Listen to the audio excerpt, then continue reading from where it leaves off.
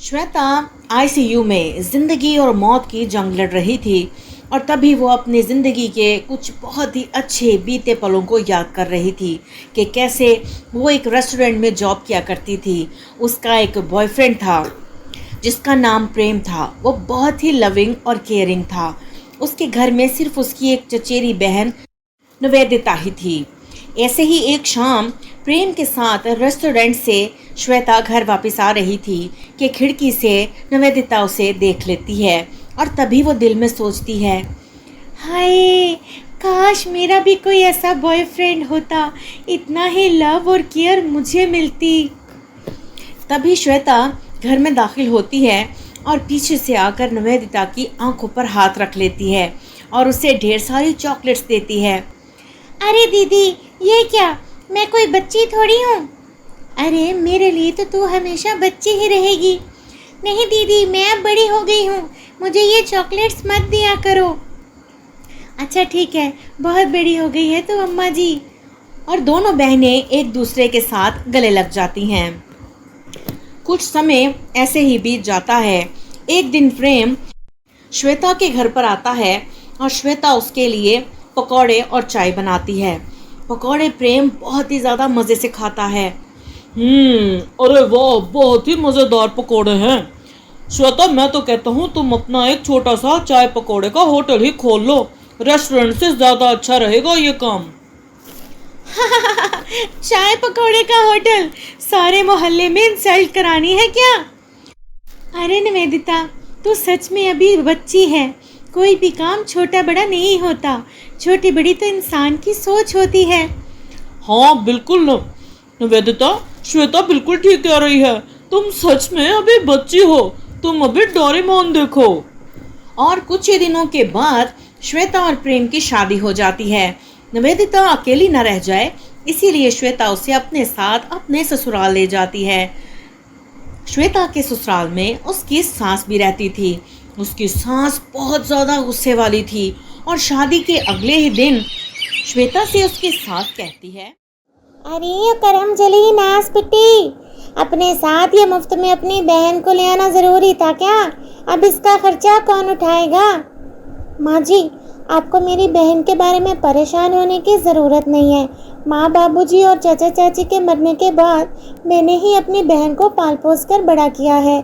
जैसे पहले करती आई हूँ वैसे ही अब भी इसको मैं ही संभालूंगी। अच्छा, जुबान तो बहुत चलती है तेरी।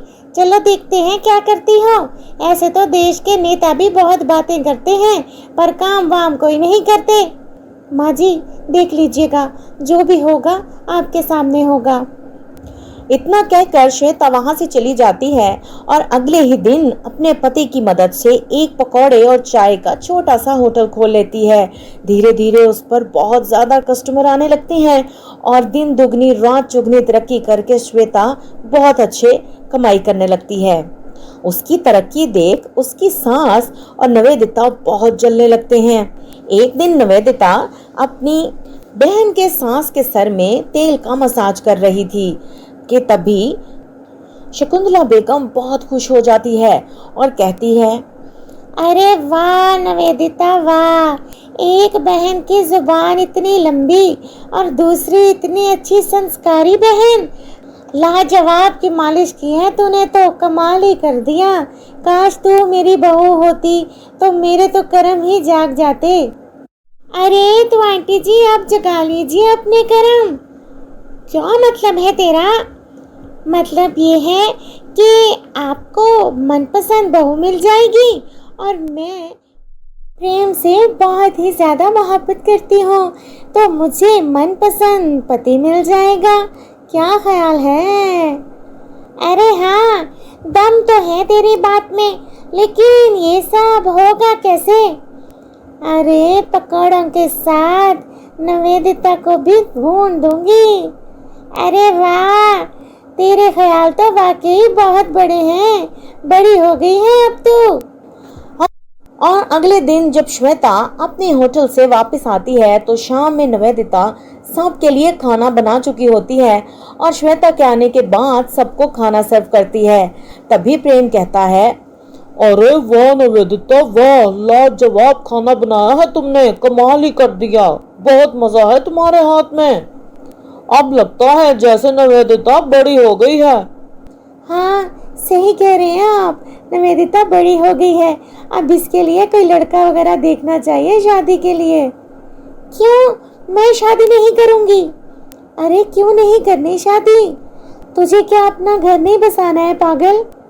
हाँ, बसाऊंगी ना घर, लेकिन दीदी आपके जाने के बाद, मेरा मतलब है जब तक मेरा कोई भांजा भांजी नहीं आ जाता, मैं उसके साथ खेल नहीं लेती, तब तक मैं इस घर से नहीं जाने वाली। हाँ, तू तो वाकई ही बहुत बड़ी हो गई है। हाँ, ऐसे ही बातों का सिलसिला चलता रहता है और एक दिन सुबह 5 बजे श्वेता किसी काम के सिलसिले में होटल चली जाती है और तभी वहां चुपके से उसकी सास और बहन पीछे जाती हैं और गैस का सिलेंडर काट देती हैं।